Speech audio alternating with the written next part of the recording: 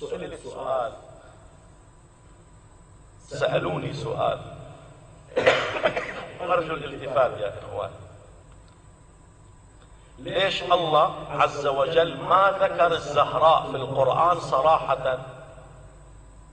في عندنا آية من القرآن الله بيقول فاطمة الزهراء،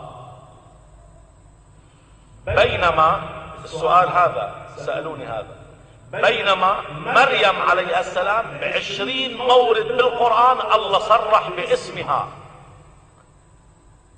يا مريم إن الله اصطفاك وطهرك واصطفاك على نساء العالمين. نبهوا لي جيدا للجواب. بعد إذ قالت الملائكة يا مريم إن الله يبشرك بكلمة منه اسمه المسيح عيسى ابن مريم. بعد ومريم ابنة عمران التي أحصنت فرجها فنفخنا فيه من روحنا.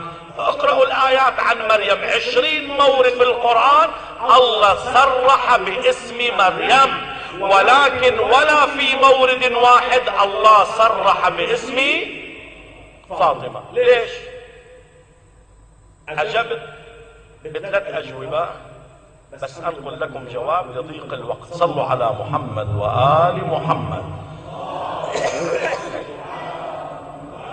اسمعوا، أجبت بهذا الجواب.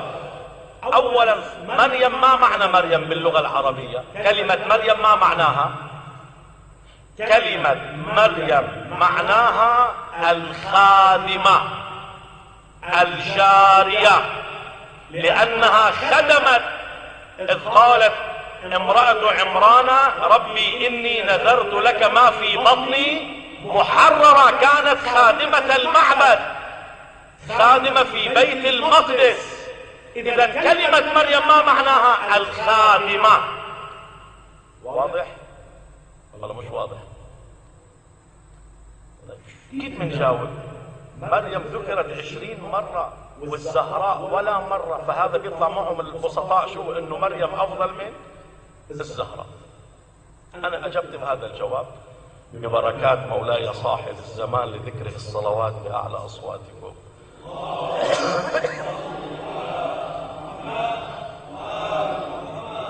بالله عليكم لو كان عندنا ملك من الملوك، سلطان السلاطين، ملك الملوك، وعنده مملكة وعرش ودولة، ركزوا بالمثال معي، وهذا الملك، اسمع سيد، هذا الملك والسلطان عنده خدم وعنده حريم وزوجات.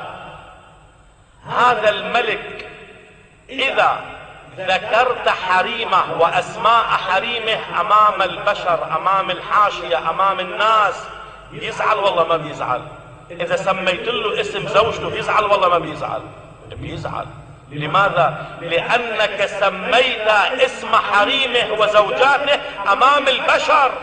أما إذا قلت له أيها الملك جاريتك مريم فعلت كذا، خادمتك مريم فعلت كذا، ينزعج أو لا ينزعج؟ ها؟ شو إيه؟ بينزعج ولا ما بينزعج؟ لا ينزعج. ليش لا ينزعج؟ لأنها خادمة، لأنها جارية. إذا سميت جارية الملك أمام وزرائه وحاشيته لا يغضب. أما إذا سميت أسماء حريمه وبناته يغضب أو لا يغضب؟ يغضب. لذلك الله سمى مريم في القرآن ب20 مورد لأنها جارية وخادمة.